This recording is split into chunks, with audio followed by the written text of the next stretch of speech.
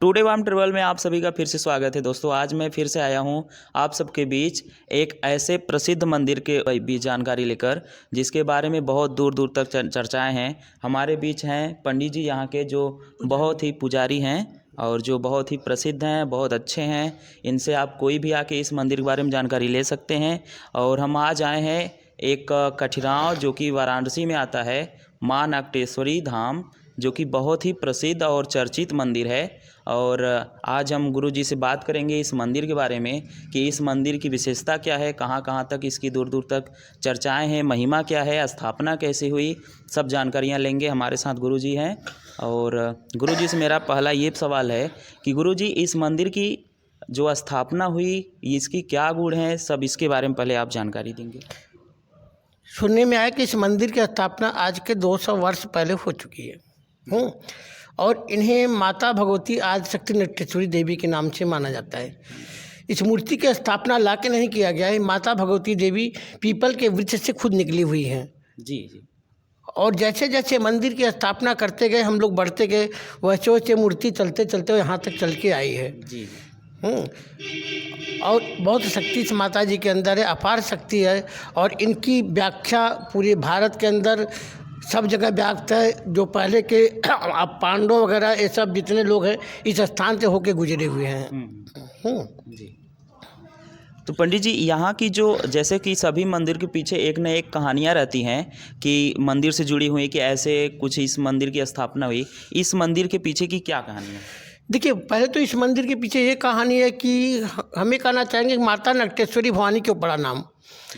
तो ये मंदिर का निर्माण करने से पहले थोड़ा सा यहाँ के हमारे विधायक अजय राय ने कोशिश किया कि इस मंदिर का निर्माण कैसे किया जाए। तो उन्होंने ठेकेदारों को दे करके पीपल के वृक्ष को काटने का प्रयोजन किया गया, जिसके अंतर्गत नहीं कट पाया पीपल का वृक्ष। बहुत प्रयास करने पर फिर माता जी ने उन्हें स्वप्न दिया कि हम कुछ ऐसा काम पहले कर लेते हैं, इसके बाद आप इसे जो है काटिए। जी। तो न कटने की वजह से इनका नाम नकटी पड़ गया, जो न कटे।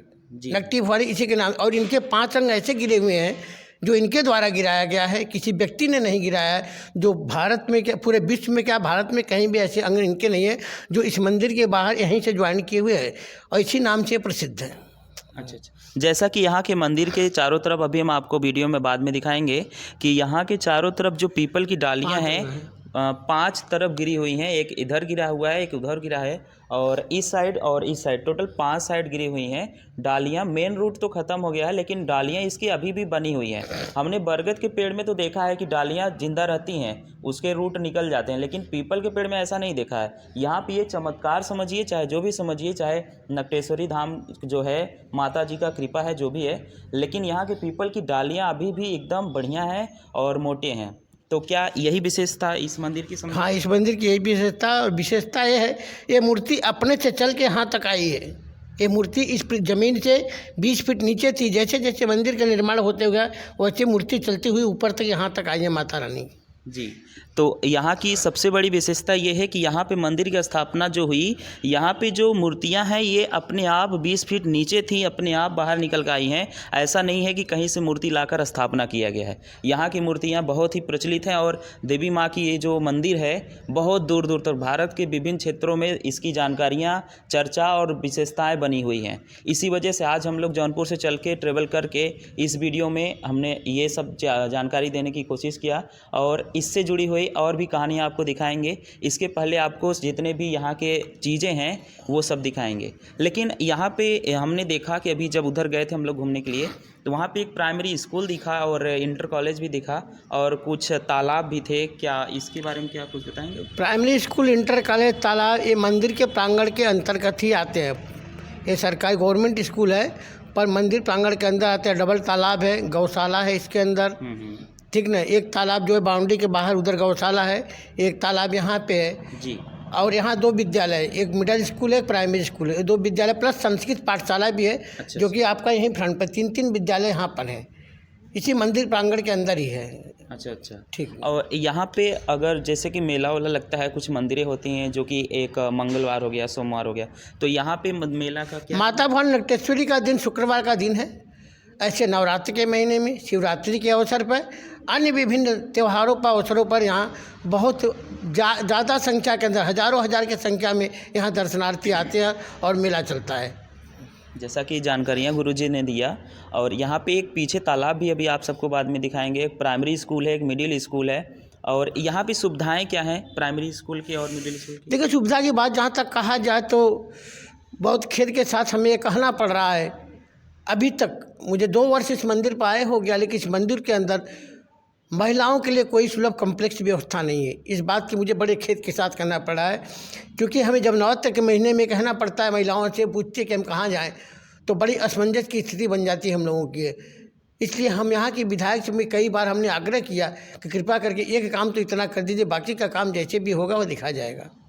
जी, तो यहाँ पे जब मेला लगता है शुक्रवार के दिन, तो जैसे कि श्रद्धालुओं के लिए कुछ सुविधाएं होती हैं कि ताकि जैसे भीड़ हो तो जैसे पुलिस वाले 2-4 रहें, जिससे कि मार और ऐसे इन सब से बचा जाए, क्योंकि हर जगह ये सब हो रहा है आज के दिन में। देखिए, आवश्यकता और ज़रूरत पड़ने पर प्रशासन की मदद ली जाती है, प्रशासन का पूरा सहयोग रहता है, प्रशासन अच्छी तरह से हम लोग की मदद करती है। जब भी हम लोग कहेंगे तो तुरंत प्रशासन वाले आते हैं और बहुत अच्छी तरह से हम लोग की मदद करते हैं।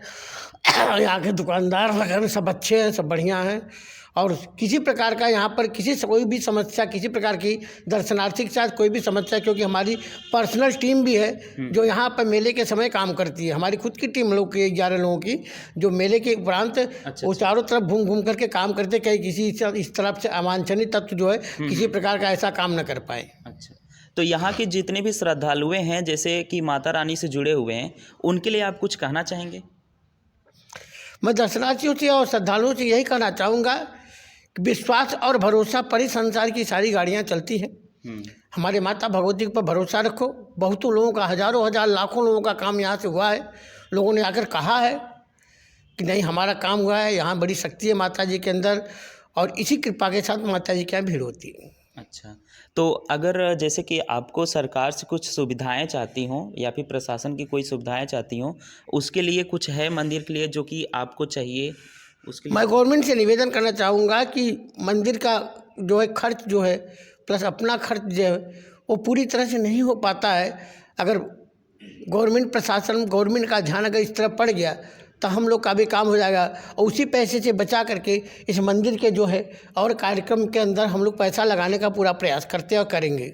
जी, तो जैसे पुजारी जी ने बताया कि मंदिर के लिए जितनी भी सुविधाएं हैं इतने से हो नहीं पाता है, तो थोड़ा सा हम भी रिक्वेस्ट करेंगे कि इनके लिए कुछ किया जाए, क्योंकि अभी मैंने जब यहाँ पे आया तो देखा कि पुजारी जी ने यहाँ पे साफ़ सफाई कर रहे थे, अब वो भी अकेले। तो क्या इसके बारे में कुछ चाहिए? देखिए, यहाँ सुव्यवस्थित व्यवस्था के हिसाब से कोई सफाई कर्मी अपने पास नहीं है। 2.5-3 घंटे का वर्क सुबह का और 2-3 घंटे का वर्क शाम को पर्सनल अकेले ही करना पड़ता है, क्योंकि यहाँ ऐसा कोई कुछ नहीं है कि जो कर सके, कोई योग्य भी नहीं है जिससे हम करवा सके। जी जी। इसलिए हमें ऐसा है कि मंदिर के सफाई को देखते हुए ये अपने हाथ से झाड़ू उठा करके, मैं मंदिर का पुजारी हूँ और इस मंदिर के सफाई की व्यवस्था भी स्वयं अपने हाथों से चलाता हूँ और करता हूँ 2 वर्ष से। अच्छा, यहाँ पे मैंने देखा कि बाउंड्री यहाँ की जो मंदिर के है बहुत बड़ा है, तो और उधर भी देखा पेड़ सारे बहुत सारे हैं, तो यहाँ पे सभी जितने भी सफाइयाँ हैं और सब करने के लिए कुछ सफाई कर्मी वगैरह हैं कि नहीं? ऐसा तो यहाँ किसी प्रकार की सफाई कर्मी आज तक है ये नहीं। 2 वर्ष मुझे हो गया, 2 वर्ष में कोई सफाई कर्मी नहीं। एक बुजुर्ग सफाई कर्मी है जो कि 100 वर्ष के ऊपर उम्र हो गया, वो क्या साफ करेगा, वो किसी काम का भी नहीं है। इसलिए लिहाजा कोशिश किया जा रहा है, यहाँ से प्रयास किया जा रहा है, लेकिन लोगों का ध्यान नहीं। एक सफाई कर्मी की सख्त आवश्यकता है, क्योंकि हम पुजारी हैं, हम रात दिन इतना मेहनत कब तक करेंगे, रोज़ रोज़। मेरी कोई छुट्टी नहीं है, मेरा कोई पगार नहीं, मेरा कोई तनख्वाह नहीं है। जी जी। माता जी की जो पास में मिलता है उसी से हमारा सब कुछ चलता है। जी जी। तो हम भी आपसे रिक्वेस्ट करेंगे, सबसे रिक्वेस्ट करेंगे कि यहाँ पे जल्द से जल्द कुछ सफाई कर्मी कम से कम 1 या 2 कम से कम यहाँ भेज दिया जाए, क्योंकि हम भी देख रहे हैं पुजारी जी का एज काफ़ी हो चुका है और इस हाल में इतना सारा काम इनके लिए अच्छा नहीं है, सेहत के लिए अच्छा नहीं है। इनके लिए कोई तनख्वाह तो है नहीं, लेकिन कम से कम सफाई कर्मी यहाँ पे आ जाएंगे तो गुरु जी की और पुजारी जी की जो है थोड़ा हेल्प हो जाएगी।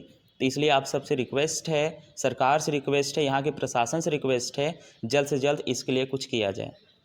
तो धन्यवाद। इसी के साथ हम आप सबको यहाँ के जितने भी प्रांगण में चीज़ें हैं, कैसे यहाँ पे विशेषताएं हैं, पीपल की जो मैंने भाई बताया था कि डालियाँ हैं, तो वो सब दिखाएंगे, और जो तालाब है, प्राइमरी स्कूल है, सब आपको दिखाने की कोशिश करेंगे।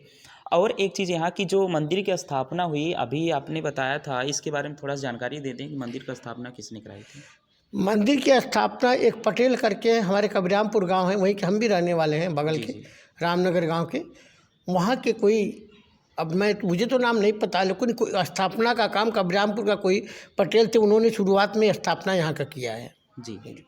तो इस मंदिर का अच्छे से फ़ोटो ले लीजिएगा, क्योंकि यहाँ की जो मंदिर का अंदर की चीज़ें हैं बहुत ही अच्छा, और सफाई कितना अच्छा है।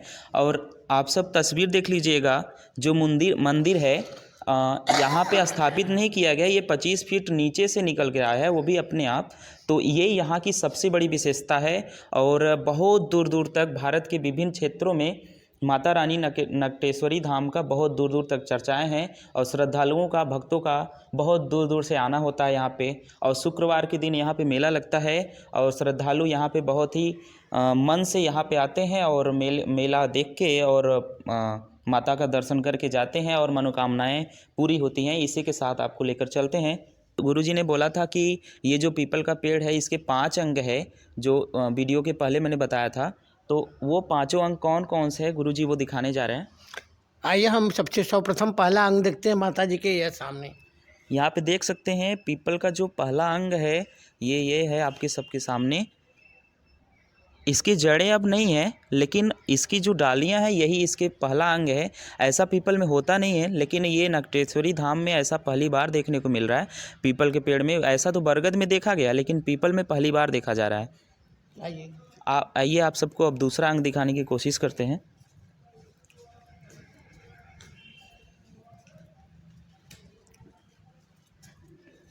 ये मंदिर काफ़ी बड़ा है, बहुत दूर तक फैला हुआ है। गुरुजी आप सबको दूसरा अंग दिखाने के लिए चल रहे हैं। यहाँ से थोड़ा सा कैमरा घुमाएंगे तो आपको दूसरा अंग दिखाई देगा। यहाँ से देखिए शुरू होता है पूरा दूसरा अंग, और ऐसे ही पूरा जाता है।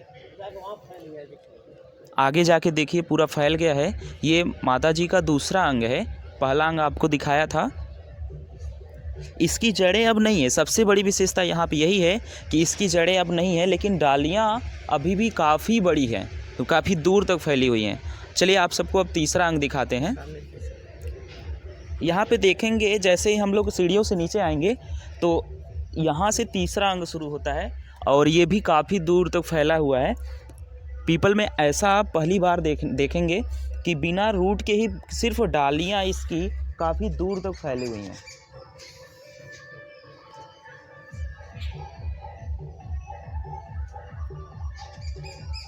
चलिए आप सबको चौथा अंग दिखाते हैं।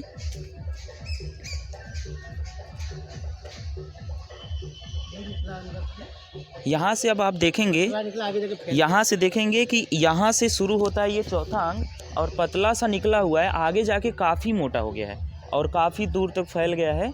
और ये है चौथा अंग, आप सब देख पा रहे होंगे। चलिए 5वां अंग दिखाते हैं।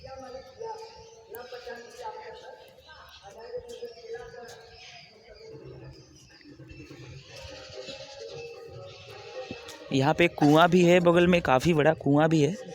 ये देखिए यहाँ पे शुरू होता है, बारीक निकला, बाहर जाके एकदम फैल गया, छोटा सा निकला हुआ है यहाँ पे। और ये डालियाँ, ये 5वां अंग है माता जी का, और जाके काफ़ी दूर तक फैल गया है। आप सब वीडियो में देख पा रहे होंगे। ये 5वां अंग है और काफ़ी बड़ा है। सबसे बड़ी विशेषता ये है यहाँ पे कि बिना जड़ों के 5 डालियाँ निकली हुई हैं, यही 5वां अंग है। और ऐसा पीपल में आप कहीं नहीं देख पाएंगे। बरगद में देख लेंगे, अन्य पेड़ों में देख लेंगे, लेकिन पीपल के पेड़ में ऐसा नहीं देख पाएंगे। सबसे बड़ी विशेषता यही है। पुजारी जी ने अभी काफ़ी हम लोग की मदद किए, 5 अंग दिखाएं। ऐसा सबको पता होता नहीं है, शायद यहाँ के जितने श्रद्धालु हों उनको पता हो, लेकिन भारत के विभिन्न क्षेत्रों से आने वाले दूर दराज के जितने भी श्रद्धालु हों उनको नहीं पता होगा। लेकिन आज मैं वीडियो के माध्यम से आप सभी को दिखाना चाहता हूँ कि माता नक्टेश्वरी धाम की जो मेन विशेषता है वो ये है कि बिना जड़ों के 5 अंग पीपल के निकले हुए हैं, और यही इसकी विशेषता है। और इस मंदिर की स्थापना, जैसा कि अभी गुरुजी ने बताया था, कोई पटेल करके था, उनका नाम कंफर्म नहीं है, उन्होंने किया था।